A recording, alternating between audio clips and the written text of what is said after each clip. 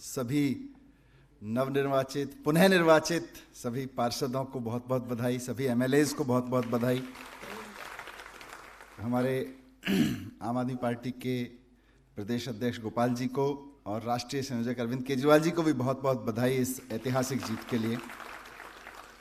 ये बहुत दिल्ली के लिए बहुत ऐतिहासिक है, हम सब के लिए, पार्टी के लिए तो ऐतिहासिक है ही है, पर दिल्ली के लिए भी बहुत ऐतिहासिक है। पिछले 2-3 दिन में मैं एमसीडी के बहुत सारे ऑफिसर्स से मिला, सीनियर लेवल के, मिडिल जूनियर लेवल के, और वो इस बात को बहुत बेसब्री से इंतजार कर रहे हैं कि जो गोपाल जी ने जिक्र किया कि पहली बार एमसीडी में वो सरकार आई है जो दिल्ली सरकार के साथ मिलकर काम करने वाली है।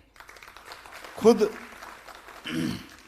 फैक्चुअली देखें तो पार्टी की सरकारें तो थोड़ी बहुत मैचिंग में रही हैं, अमूमन मिसमैच में रहा है एमसीडी, पर मैचिंग में भी रही हैं। मेरे ख्याल से आप लोग जो पुराने लोग हैं जानते हैं कि 2002 से 2007 तक कांग्रेस रही दोनों जगह, लेकिन अगर उस वक्त आप नगर निगम की राजनीति का थोड़ा सा भी अंदाजा रखते हैं उस वक्त की, या आप किसी अफसर से पूछें जो उस वक्त किसी भूमिका में था, खुद मुझे ऑफिसर्स आके बता रहे हैं सर वो भी कहने के लिए एक पार्टी की सरकारें थीं। वो नगर निगम की कमान जिन लोगों के हाथों में थी वो तो मुख्यमंत्री को फूटी आंखों नहीं देखते थे और मुख्यमंत्री उनको फूटी आंखों नहीं देखती थी। उसके चक्कर में आप मानो कि इतनी तो और आपकी बीजेपी की लड़ाई नहीं होती जितनी उन दोनों की होती थी। तो इसलिए वो दौर भी कोई एक पार्टी दौर नहीं था, एक टीम दौर नहीं था, वो दौर एक्चुअली ज्यादा लड़ाई का दौर था जब उनकी सो कॉल्ड एक पार्टी की सरकार थी। तो नगर निगम के इतिहास में नगर निगम के कर्मचारी भी इस बात को लेकर उत्साहित हैं कि जी पहली बार ऐसी सरकार आ रही है जो एक्चुअली अरविंद केजरीवाल जी के नेतृत्व में जैसे दिल्ली सरकार चल रही है वैसे ही उसी कमिटमेंट के साथ में अब एमसीडी की सरकार चलने वाली है। तो इसके लिए आपको बहुत बहुत बधाई कि आप ऐसे सदन में पहुंचे हैं जहां बहुत गोल्डन पीरियड ये होने वाला है नगर निगम के लिए। बस उसके लिए थोड़ा सा हमें सतर्क और थोड़ी सी मेहनत, दोनों चीजें करनी पड़ेंगी। मेहनत आपको पता है कि 2015 से जब से दिल्ली सरकार बनी है, आप लोगों में से अधिकतर लोग जो उस समय से 2012-13 से भी कार्यकर्ता के रूप में काम करते रहे हैं, बहुत सारे लोग जो नवनिर्वाचित होकर आए हैं 15 से करते रहे हैं, उसके बाद भी जिन्होंने ज्वाइन किया वो भी करते रहे हैं।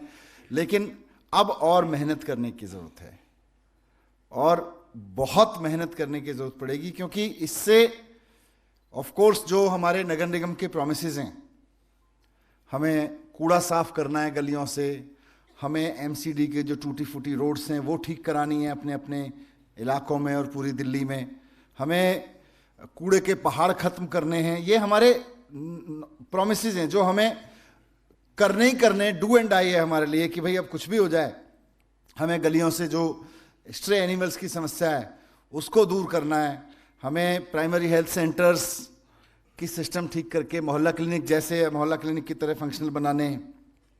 लेकिन सबसे बड़ी चीज इन सबको करते हुए इज्जत कमानी है। 4 गलियां साफ कर दी और लोग ये कहने लगे यार बड़ा बेईमान है भाई, ये तो केजरीवाल जी का गलती कर दी केजरीवाल जी ने इसको टिकट देके, ये तो केजरीवाल जी के हिसाब से दूर दूर तक नहीं चलती है चलता।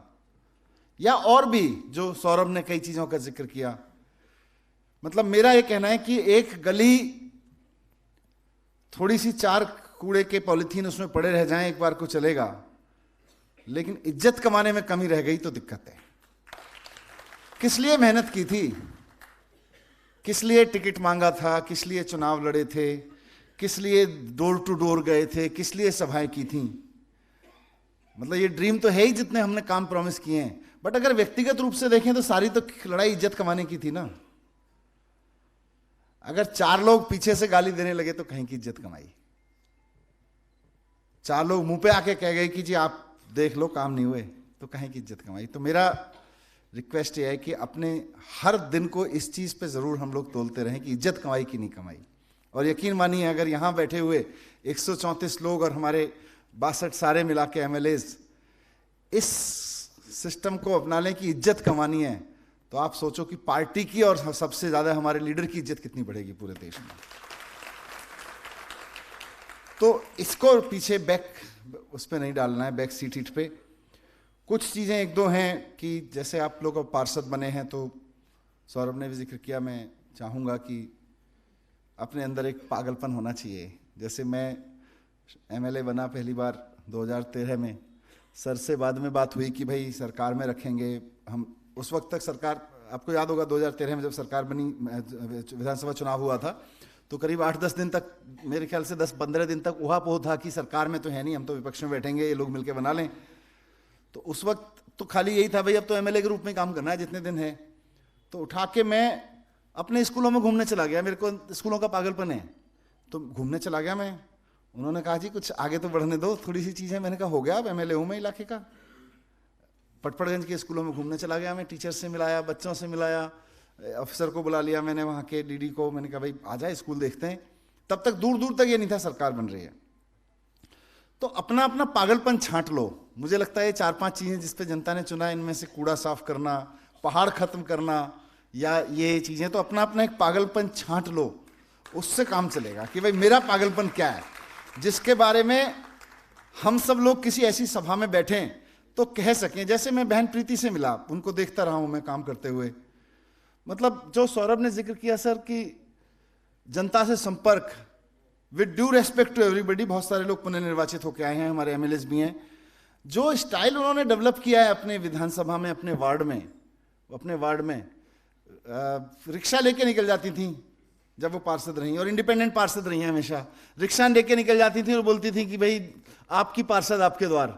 तो सबको पता था कि बहन प्रीति को ढूंढने की जरूरत नहीं है, 4 दिन बाद इधर ही रिक्शा लेके आ रही होगी। तो ये अपना स्टाइल है, अपना पागलपन है।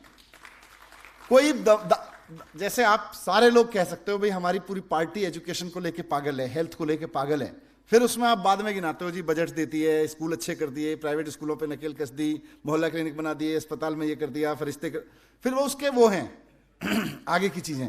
पर पागलपन हमारा हेल्थ एजुकेशन को लेके है। वैसे ही हर आदमी का कोई पागलपन होना चाहिए। मुझे तो अपने वार्ड को चमकाना है, या मुझे अपने वार्ड में ये करना है, मुझे अपने वार्ड में ये करना है, ताकि एक दूसरे से मिसाल दी जा सके और उसी से निकल के आएंगी। वो मतलब पार्षदी एक लंबी राजनीतिक कैरियर की शुरुआत है, लेकिन डिलीवरी वहां से हो सकती है हमारे पागलपन से। 1-2 चीजें मैं डराना नहीं चाहता हूं, लेकिन कहना जरूर चाहूंगा सर की परमिशन से कि आप, हमारे लिए सौभाग्य की बात है कि हम आम आदमी पार्टी के पार्षद हैं और केजरीवाल जी के सिपाही हैं, है कि नहीं? लेकिन यही हमारे लिए चुनौती की बात भी है। हम चाहें नहीं चाहें, जैसे हमारे लिए सौभाग्य की बात है, आप कश्मीर से कन्याकुमारी तक देश के किसी भी कोने में टी स्टॉल पे बैठ के भी, किसी में रास्ते में, हाईवे पे, ढाबे पे बैठ के बोलेंगे ना मैं केजरीवाल जी की पार्टी से हूं, तो आपको वो चाय वाला, ढाबे वाला या वहां बैठा कोई आदमी ये जरूर कह देगा बड़े अच्छे आदमी है यार, उनको इधर होना चाहिए, ऐसा बोलेगा। तो ये हमारे लिए सौभाग्य की बात है। लेकिन ये हमारे लिए चुनौती भी है कि हम केजरीवाल जी की टीम में हैं। केजरीवाल जी की टीम में होने का मतलब है 24 घंटे स्क्रूटनी में होना। केजरीवाल जी की टीम में होने का मतलब है 24 घंटे पूरे देश में, दुनिया में इज्जत मिलना। लेकिन केजरीवाल जी की टीम में होने का मतलब है 24 घंटे बीजेपी और उसकी सब्सिडरी एजेंसियों के स्क्रूटनी में रहना हर वक्त। आप मान के चलो कि हर आदमी जो आपसे कुछ भी लूज टॉक कर रहा है वो आपको रिकॉर्ड कर रहा है, मान के चलो। जैसे मेरे जीवन में एक फंडा है, आप कोई अन्यथा ना ले, मैं मान के चलता हूं जब भी कोई मेरे से आके इस तरह की बात करता है ना, भाई साहब उसको देख लेना जरा, उसका काम हो जाएगा, तो ऐसे मदद कर सकता है, काम का आदमी है, मैं मान के चल रहा हूं रिकॉर्ड कर रहा होगा। तो आप मान के चलो कि जो आपसे आके बात कर रहा है वो रिकॉर्ड कर रहा होगा, अपना ही क्यों ना हो। अगर इस हद तक आपका यहां एंटीना खड़ा हो गया ना कि रिकॉर्डिंग हो रही होगी, तो आपके अंदर से उद्गार भी अपने आप उसी हिसाब से अपने बैलेंस हो जाएंगे। दूसरा, आप पे 24 घंटे स्क्रूटनी होने वाली है। सीबीआई, जो पुराने पार्षद हैं वो सब जानते हैं, एमएलए जानते हैं, सोमनाथ भाई से लेके और हमारे जितने सारे एमएलए साथी सब बैठे हैं, सब पिछले 7 साल में देख चुके हैं। कुछ नहीं करने पे भी एफआईआर होती है फर्जी। कुछ नहीं करने पे भी आपके कुछ वीडियोस आएंगे। अखिलेश हैं, कई और साथियों के साथ भी हुआ, कुछ नहीं हुआ, वहां से कोई महिला आई, सीसीटीवी में दिख रही है और उसने जाके एफआईआर करा दी, जी मेरे साथ बदतमीजी की। तो कुछ नहीं करने पे भी कुछ होगा, एफआईआर होंगी, स्क्रूटनी होगी चारों तरफ से, सीबीआई पीछे पड़ेगी, ईडी पीछे पड़ सकती है।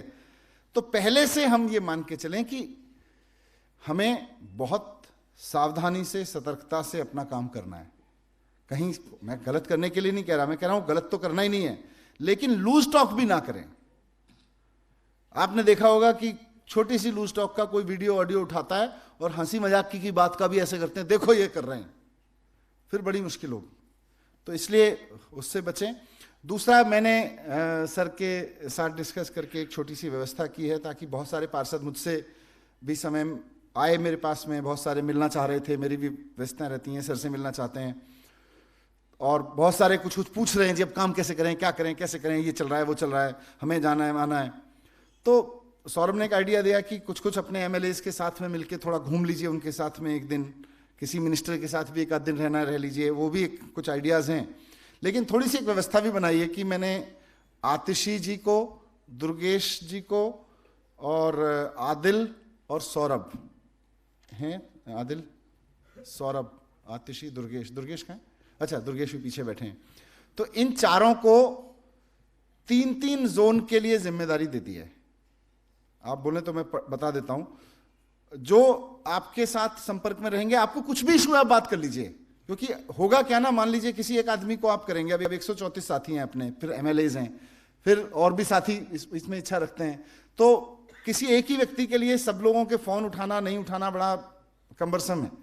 तो इसलिए मैंने सोचा कि 4 साथियों को अभी जिम्मेदारी देते हैं, ताकि आपकी कोई भी इशू हो, लोकल पे, सेंट्री पे, इस पे, उस पे, काम पे, ट्रेनिंग अभी करवाएंगे तो यही लोग कोऑर्डिनेट कर लेंगे, कुछ और मीटिंग करनी है ये लोग कर लेंगे, कहीं कुछ और आपको कोई चीज़ शेयर करनी है ये लोग कर लेंगे साथ में, इनके साथ में डायरेक्ट आप टच में रहें। बाकी मैं भी हूँ, सर भी हैं, गोपाल जी भी हैं, बाकी सब लोग किससे आप संपर्क करें उससे उस पर प्रतिबंध नहीं है, लेकिन रूटीन में आप इनके संपर्क में रहेंगे और ये आपके संपर्क में रहेंगे, ताकि कोई भी आपका कुछ इशू हो तो इसका है कि जो सिविल लाइंस, रोहिणी और नजफगढ़ जोन के, हमारे सबको अपना अपना जोन तो पता ही है, तो पता है ना जोन तो सबको अपना अपना। अच्छा, आप लोगों के एक जितने ये नवनिर्वाचित हैं इनका एक ग्रुप बना दीजिए, तो आप लोगों के ग्रुप में ये सारा डाल देंगे कौन कौन।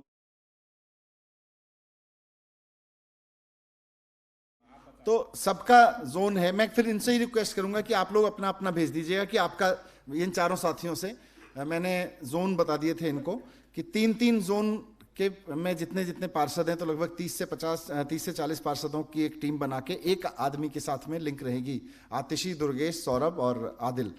तो आपसे ही मैं चारों से रिक्वेस्ट करूंगा कि अपने जोन के, अपने ग्रुप के पार्षदों को आप ही आज मैसेज भेज दीजिएगा कि भाई आपका जोन ये है और मैं आपके साथ संपर्क में रहूंगा, मेरा नंबर है? जिनको आइडिया है उन जोन का उनको लिए भी, और वैसे भी सिविल लाइंस, रोहिणी और नजफगढ़ आदिल कोऑर्डिनेट कर लेंगे, नरेला जोन, केशवपुरम और वेस्ट जोन सौरभ कोऑर्डिनेट कर लेंगे, और सिटी एसपी जो सदर वाली जोन है, सिटी वाली, करोलबाग और शाहदरा नॉर्थ दुर्गेश कोऑर्डिनेट कर लेंगे, और सेंट्रल साउथ और शाहदरा साउथ ये आतिशी जी कोऑर्डिनेट कर लेंगी। तो इस तरह से, बट आप लोग एसएमएस भेज दीजिएगा ताकि आपको, सबको मैसेज कर दीजिएगा ताकि उनको भी इजी रहेगा, और आप लिख भी देंगे आपका जोन ये है, क्योंकि कई साथियों को हो सकता है ना पता हो। तो आपको फिर से बहुत बहुत शुभकामनाएं हैं, मेहनत करनी है, सतर्क रहना है और थोड़ा एंजॉय करना है। लोगों ने इतना मौका दिया है, सर ने